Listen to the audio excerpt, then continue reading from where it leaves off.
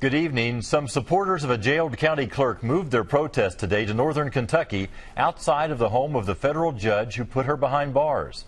Federal Judge David Bunning sent Rowan County Clerk Kim Davis to jail last week for refusing to issue marriage licenses.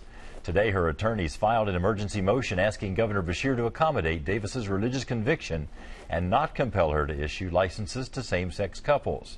Her attorneys say if the U.S. Sixth Circuit Court of Appeals grants the motion, Davis could be released from jail.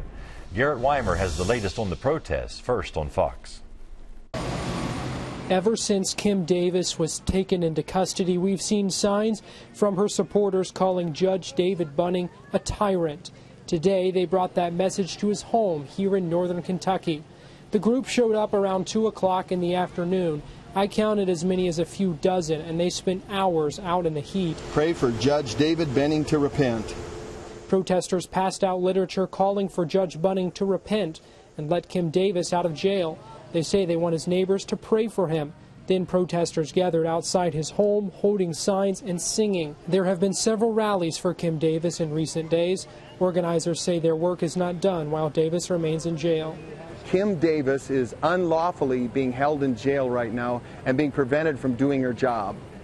If you can't show us a law she's broken, then free Kim Davis now. Several neighbors who live on the street say they think the protesters have gone too far by coming out to the judge's home. In Fort Thomas, I'm Garrett Weimer for the Fox 56 10 o'clock news. Protesters say they'll continue to rally until Davis is released. Around 100 people gathered outside the Carter County Detention Center this afternoon for what was called the Million Christian March on social media. People prayed, sang, and chanted in support of Kim Davis. They called for her to be freed and for laws to be changed to accommodate her religious beliefs.